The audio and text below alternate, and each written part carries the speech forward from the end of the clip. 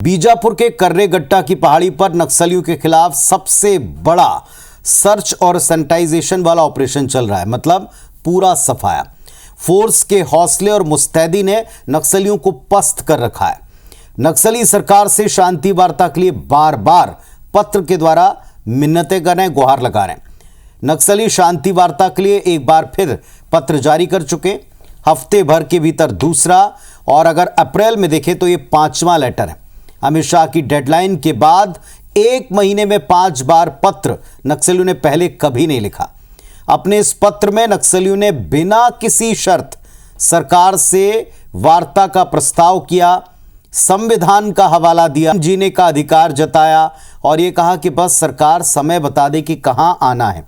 पत्र में कहा गया, सरकार युद्ध विराम कर शांति वार्ता बातचीत के लिए हमको मौका दे।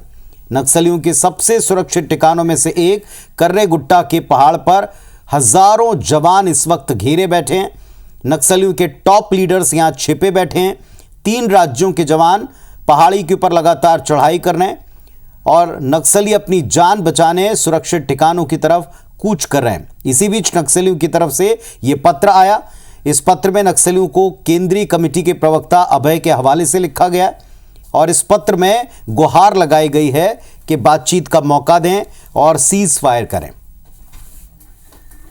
अब इसी के जवाब में मुख्यमंत्री विष्णुदेव साय का सोशल पोस्ट भी आप देख रहे हैं। उन्होंने कहा है कि नक्सलियों का डर बीते दिनों की बात थी। सुशासन सरकार में विकास ही छत्तीसगढ़ की असल पहचान है। माफ कर दो, माफ कर दो। अरे ये तो पुराना नजारा है, नया नजारा।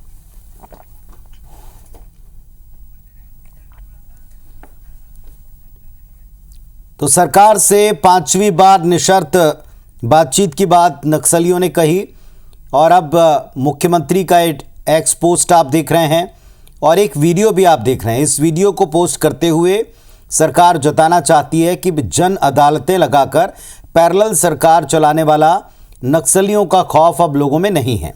अब लोग सरकारी शिविरों में आते हैं, समस्याओं का समाधान पाते हैं, खुलकर वोट करते हैं और खुलकर अपनी बात सरकार से कहते हैं। ये भरोसा लौटा है और इसके लिए जवानों का एक्शन इस पूरे इलाके में सुरक्षा का भाव जगाने वाला रहा। सरकार की नीतियां उन तक पहुंची हैं जहां अब तक कोई ना पहुंचा था।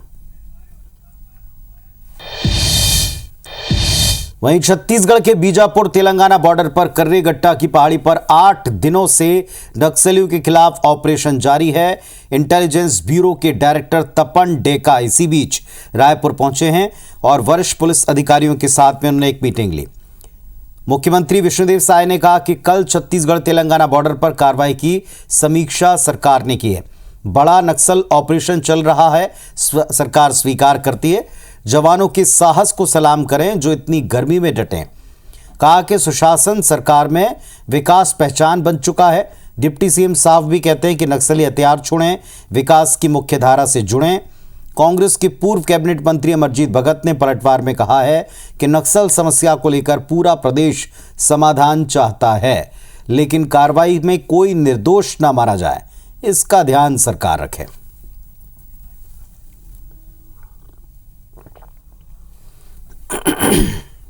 सबसे बड़ा नक्सल ऑपरेशन चल रहा है छत्तीसगढ़ और तेलंगाना के बॉर्डर में पहाड़ी पर, उस पर भी एक जानकारी लिए हैं और हम धन्यवाद देना चाहेंगे हमारे सुरक्षा बल के जवानों को जो 44 डिग्री गर्मी में भी और पत्थरों के बीच में, वहाँ पर पहाड़ी में पेड़ पौधे भी नहीं है, छाया भी नहीं है, पानी की भी व्यवस्था नहीं है, वहाँ पर मोर्चा संभाले हुए पाए हथियार छोड़े, विकास के मुख्य धारा में जुड़े और जो माओवादी हैं उनके लिए हमने राहत और पुनर्वास नीति भी बनाई है।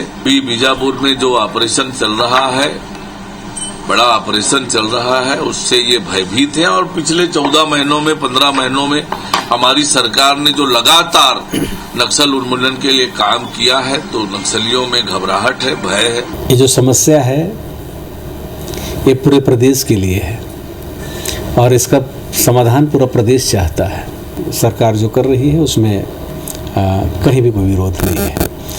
ऐसे में कोई भी व्यक्ति पोस्टर वार करे, पोस्टर जारी करे, मैं उचित नहीं समझता हूँ। बीजापुर नक्सल ऑपरेशन पर केंद्रीय राज्य मंत्री तोखन साहू ने भी एक बड़ा बयान दिया। नक्सल खात्मे का काउंटडाउन शुरू, ये कहते हैं तोखन साहू। काउंटडाउन शुरू होने से नक्सली बिलबिला रहे हैं। नक्सलियों का साथ देने वाले नेता भी बिलबिला रहे हैं। नक्सली और उनके नेताओं का धंधा बंद होने वाला है। आखिर हम नक्सलियों से क्यों बात करें, ये कहना है केंद्रीय राज्य मंत्री तोखन साहू का। नक्सली अपनी मौत को सामने पाकर अब बार बार वार्ता की गुहार लगा रहे हैं। पहले तो कभी ऐसा नहीं हुआ।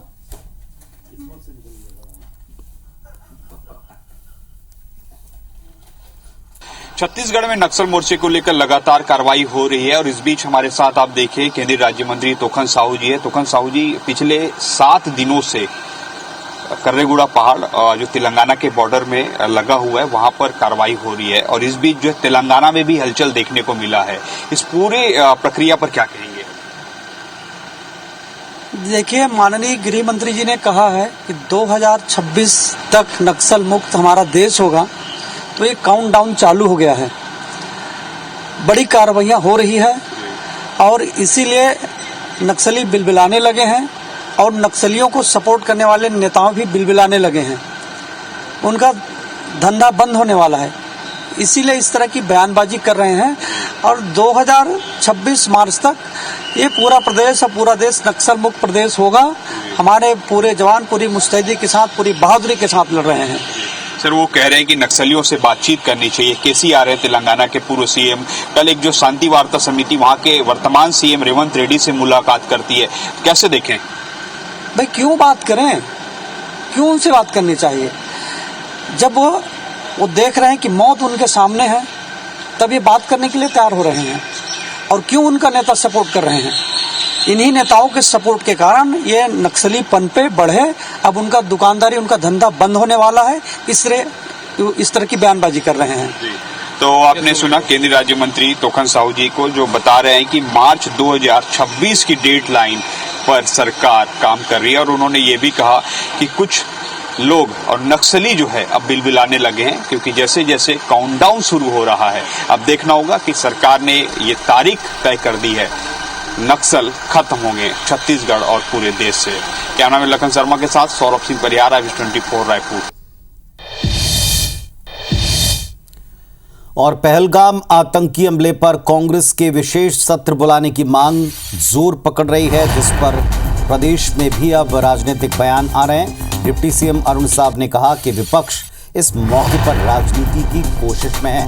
पहलगाम घटना के बाद केंद्र ने फौरन कार्रवाई की, सर्वदलीय बैठक बुलाई, सारे दलों को बताया कि सरकार क्या कर रही है और किन परिस्थितियों में आगे एक्शन लिए जाएंगे। बावजूद इसके ये सत्र बुलाने की बात करना पोस्टर पॉलिटिक्स करना घटिया पॉलिटिक्स का नमूना है। कि विपक्ष राजनीति करने की कोशिश कर रही है। सरकार ने पहलगाम की घटना के बाद जो त्वरित कार्यवाहियां की है, CCS की बैठक हुई, बैठक में तय हुआ कि क्या क्या करना है। सर्वदलीय बैठक में सभी राजनीतिक दलों ने सरकार के साथ पूरा समर्थन देते हुए सरकार की कार्रवाइयों का समर्थन किया है। इधर जशपुर जिले के तिरसौठ गांव में रेलवे लाइन के सर्वे को लेकर तनाव चरम पर है। ग्रामीणों ने सर्वे टीम को रोक दिया है। स्थिति तनावपूर्ण बनी है। कोरबा, लोहरदगा और पत्थल गांव के लिए रेलवे लाइन का सर्वे होना है, इसे लेकर सर्वे टीम गांव पहुंची थी। इस दौरान ग्रामीणों ने उनको घेर लिया। ग्रामीणों का कहना है कि भारतमाला सड़क परियोजना में उनकी जमीन अधिग्रहण के बाद आज तक मुआवजा नहीं मिला, इसी वजह से वे अधिकारियों को सर्वे करने नहीं देंगे। स्थिति तब और बिगड़ गई जब ग्रामीणों ने पुलिस और प्रशासनिक अधिकारियों को गांव से निकलने के लिए कह दिया। इसी बीच पुलिस और ग्रामीणों में तीखी बहस हो गई। फिलहाल स्थानीय प्रशासन और जिला पुलिस बल भारी संख्या में मौजूद हैं। ग्रामीणों को समझाने की कोशिश की जा रही। अगर आपको लग रहा है कि मैं आपस में विरोध में जाके काम होगा, जबरदस्ती कोई कर ही नहीं रहा है, कौन कर रहा है जबरदस्ती? जशपुर जिला 5वां अनुसूचित क्षेत्र है और 5वां अनुसूचित क्षेत्र में यहाँ का जो प्रशासन नियंत्रण अनुच्छेद 244 के अकॉर्डिंग आदिवासियों का है।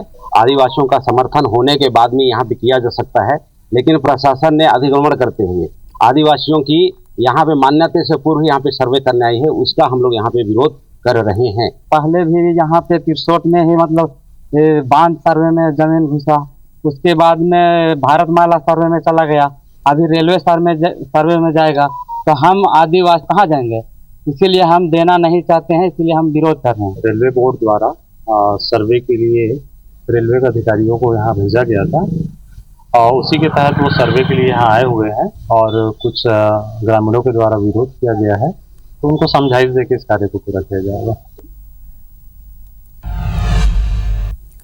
सरगुजा जिले के सीतापुर में आज जुगाड़ सिस्टम से ही काम हो रहा है। स्वास्थ्य के लिए इतनी व्यवस्था के बावजूद कुछ कमियां रह गई हैं।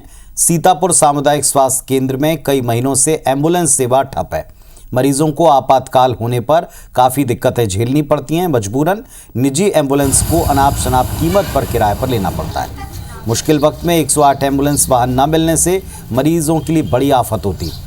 परेशानी की बात यह है कि सीतापुर से अंबिकापुर मेडिकल कॉलेज अस्पताल 60 किलोमीटर की दूरी पर है और ऐसे में बिना किसी एम्बुलेंस के मरीज का अस्पताल पहुंच पाना बेहद मुश्किल भरा काम है।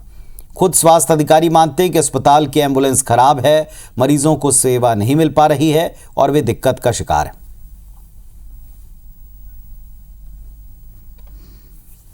सीतापुर में 108 होना चाहिए। कहाँ पे होना चाहिए? सीतापुर में।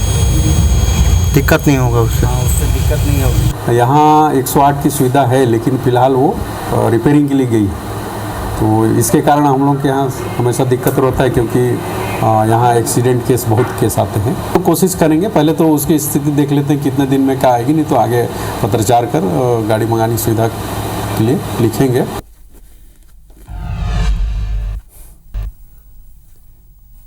और खबर बिलासपुर से है, जहां रेलवे की बड़ी चूक सामने आई है। टैंकर ट्रेन के रैक से पेट्रोल लीक होता पाया गया है। लगातार पेट्रोल का रिसाव हो रहा है। उसलापुर स्टेशन पर खड़े पेट्रोल से भरे टैंकर ट्रेन में रेलवे की अनदेखी से कभी भी बड़ा गंभीर हादसा हो सकता है। ये गर्मी का सीजन है, जरा सी चिंगारी, जरा सी लापरवाही भारी पड़ती है। और यहाँ तो इतनी भारी मात्रा में भरा हुआ पूरा का पूरा टैंकर है, नीचे पेट्रोल का रिसाव हो रहा है। अगर जरा सी चूक हो जाए तो ये बड़ा गंभीर हादसा हो सकता है। तो ये रेलवे की बड़ी लापरवाही मानी जाएगी। हर स्टेशन पर इस तरह की ट्रेनों को चेक करने की व्यवस्था है, बावजूद इसके ये अनदेखी क्यों? हादसे को खुला न्योता देना गर्मी के सीजन में। लगातार पेट्रोल का रिसाव होता हम इन तस्वीरों में भी देख पा रहे हैं।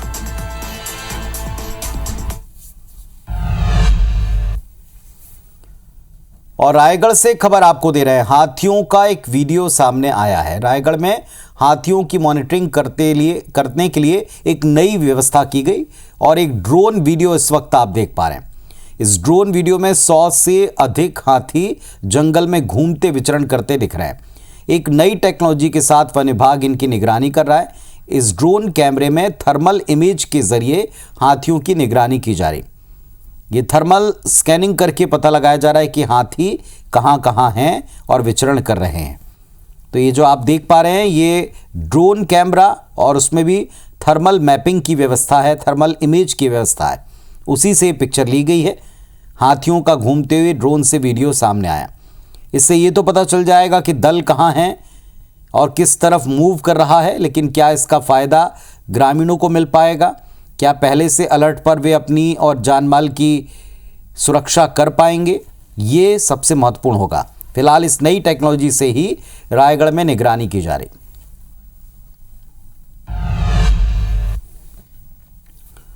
जशपुर जिले के पत्थलगांव ब्लॉक में इस वक्त जल संकट है। इलाके में लगातार जल स्तर घट गया है, बोरिंग में पानी सूख चुका है। स्थिति है कि लोग पीने के पानी के लिए परेशान हो रहे हैं। जिले में 7 से ज़्यादा बांध हैं, इसके बावजूद पानी की कमी है। पत्थलगांव नगर पंचायत क्षेत्र में अभी जल स्तर 1000 फीट नीचे चला चुका है। प्रशासन की तरफ से जल संकट से निपटने वर्षा जल संचय पर ही जोर दिया जा रहा है। ये केवल कागजों तक सीमित है। रेन वाटर हार्वेस्टिंग का कोई गंभीर प्रयास ज़मीन पर नहीं है। यानी आने वाले समय में जब तक वर्षा का जल रिचार्ज न करे तब तक यही हालात, इससे गंभीर और भयावह हालात बन सकते हैं। शासन प्रशासन द्वारा जल जागृति का जो ये अभियान छेड़ा गया है निश्चित ही सराहनीय है और हम भी लोगों को जागरूक करने का प्रयास कर रहे हैं। सभी लोग अपने अपने घरों पे वाटर हार्वेस्टिंग, सोख्ता गड्ढा इस टाइप का अगर अपन निर्माण करें और पानी का संचय करें उससे शायद राहत मिल सके। मैं शासन प्रशासन से निवेदन करता हूं कि वो जल्द से जल्द समस्त शासकीय भवनों में वाटर हार्वेस्टिंग की व्यवस्था करें ताकि जल का संचय हो सके। सबसे ज्यादा डैम पत्थलगांव विकास खंड में है, उसके पश्चात भी पत्थलगांव नगरीय क्षेत्र में वाटर लेवल नीचे जाना एक बहुत ही चिंता का विषय है। एक हफ्ते में ये टारगेट लिया गया है कि विकास खंड स्तर के सभी कार्यालयों में रेन वाटर हार्वेस्टिंग सिस्टम को हम एक्टिवेट कर लें।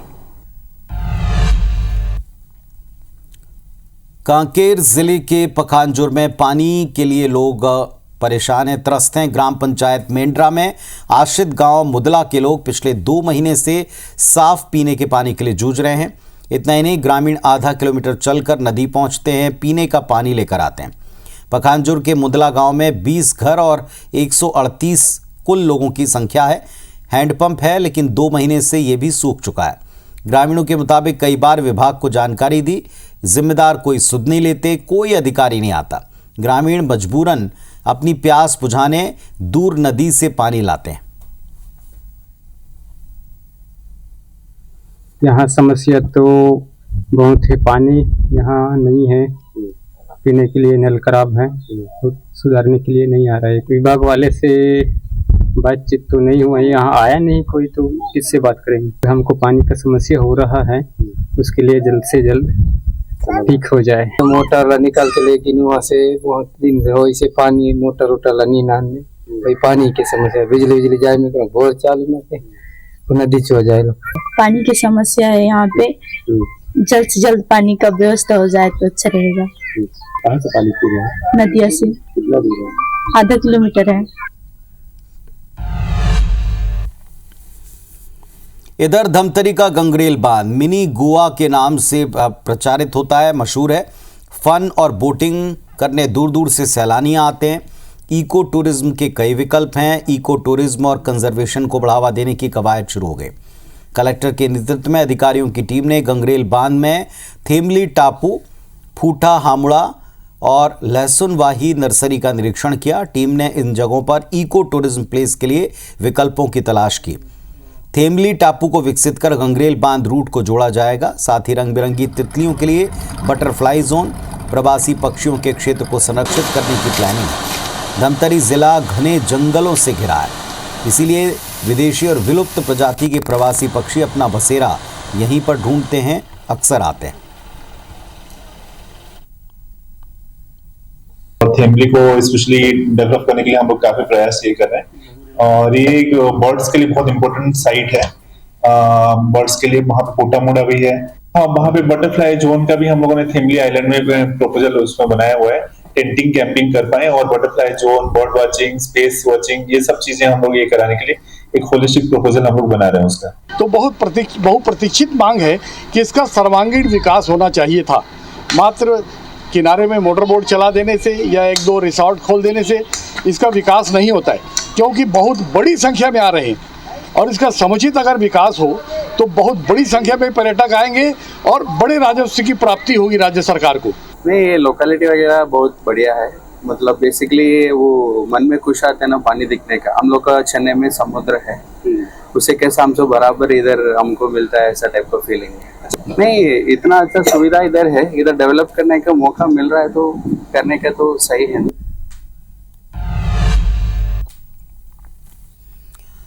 बलरामपुर के कुड़नपानी गांव के लोग मूलभूत सुविधाओं के अभाव में हैं। गांव में ना तो पीने का साफ पानी है, ना चलने के लिए सड़क, ना स्कूल। इसे लेकर वे काफ़ी परेशान हैं।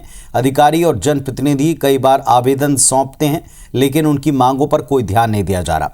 जिला मुख्यालय बलरामपुर से 120 किलोमीटर दूरी पर स्थित इस गांव में यादव और नगेशिया समुदाय के लोग रहते हैं, जो बिना किसी सुविधा के ही जीवन जीने के लिए मजबूर हैं। ग्रामीण अपने बच्चों को पढ़ाना तो चाहते हैं, लेकिन स्कूल ना होने के कारण वो उनको शिक्षा नहीं दे पा रहे। नेता और जनप्रतिनिधि केवल चुनाव के समय आते हैं और नए नए वायदे करके चले जाते हैं, लेकिन अब समस्या सुनने वाला पीछे कोई नहीं। मामले में पीएचई विभाग उसके कार्यक्रम अभियंता कहते हैं कि नल जल योजना के तहत ग्रामीणों तक पानी पहुंचाया जाएगा, लेकिन उनकी समस्या अब कैसे दूर होगी, अभी क्या काम करें, इस पर वे भी चुप हो जाते हैं। बरसात के दिन में खोद खाद के पीते हैं, मतलब बगल नदी कर बगल में पीते हैं। आंगनबाड़ी के समय से बाल बच्चा भारी छोटा लिखा है, लेकिन वो पासे नहीं हो रहा है। यहाँ आवेदन कई प्रति दे रहे हैं। रोड नहीं है, बिजली नहीं है, पीने का पानी नहीं है, स्कूल नहीं है, आंगनबाड़ी नहीं है। स्कूल है पर वो भी टूटा फटा है। अभी चुनाव में बोल के गए थे जे जीतूंगा तो नल दूंगा, कहाँ अभी तक नहीं हो पा रहा है। कुर्रा पानी बसाहट है, वहाँ पे पानी की पहुँच अभी नहीं हो पाई है। उसके लिए हम लोगों ने सबसे पहले अभी अपने एसडी सहायक अभियंता से संपर्क करने के बाद हमें यह पता चला कि वहाँ पे एक वैकल्पिक मार्ग उपलब्ध है। जल्दी वहाँ पे नलकूप की व्यवस्था की जाएगी और जल जीवन मिशन के माध्यम से भी पाइपलाइन बिछाकर समस्त घरों में पेयजल की आपूर्ति सुनिश्चित की जाएगी।